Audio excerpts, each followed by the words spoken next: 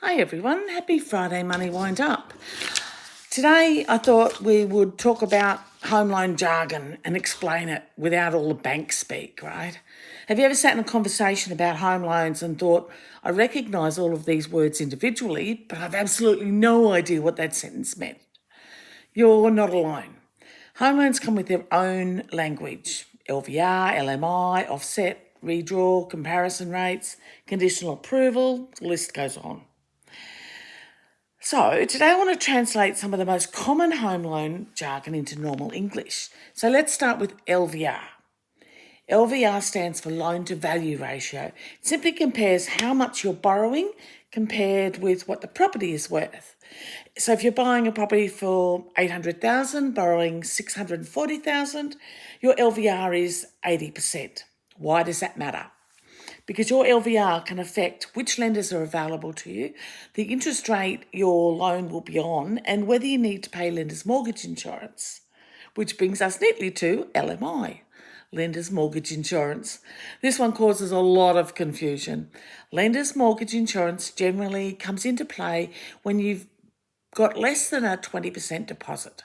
And despite the name, it does not protect you. It protects the bank. If you can't repay the loan and there's a loss after the property is sold, it's the insurance that they have.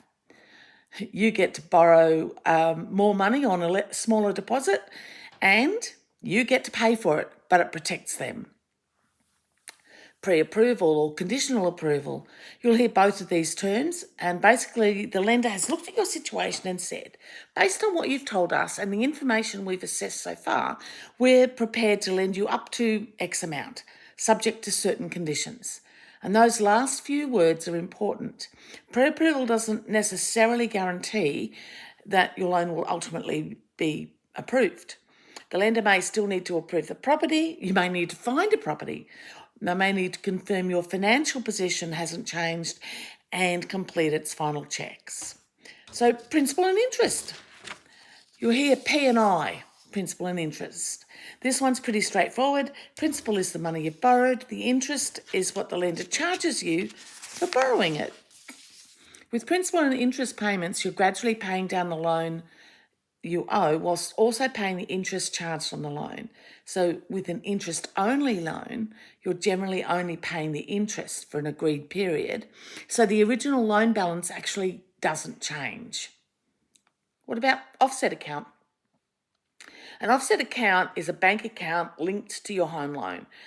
Money sitting in the account is used to reduce the amount of interest your loan is calculated on.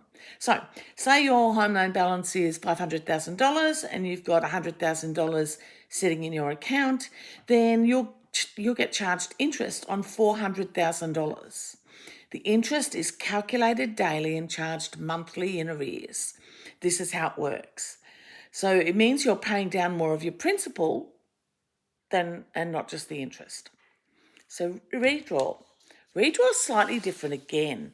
So if you've made extra payments into your home loan, then you might be able to access those payments. And as I said before, because the interest is calculated daily and charged monthly in arrears, it means that you're going to have extra money in there. It's going to sit there and work out how much interest you have to pay and how much you can actually redraw. If you take all that money back out, then you're back to paying the full amount again. People often think redraw and offset are the same things. They're not. Offset is a separate account and redraw is sitting inside your loan. Fixed versus variable. A fixed rate means your interest rate is locked in for a set period. It's not going to change when the Reserve Bank changes, it's just what you get. And a variable rate can move up and down as the interest rates change. They can often offer more flexibility, depending on the lender, of course, and you don't necessarily have to choose one or the other. Sometimes you can split your loan, have some fixed and some variable. So comparison rate, this is one people often misunderstand. The advertised interest rate doesn't tell the whole story. The comparison rate is designed to give you an indication of what you would be paying as an interest rate over the life of the loan if nothing changes. So it includes all the interest fee you pay, plus any account keeping fees, late fees, or anything else.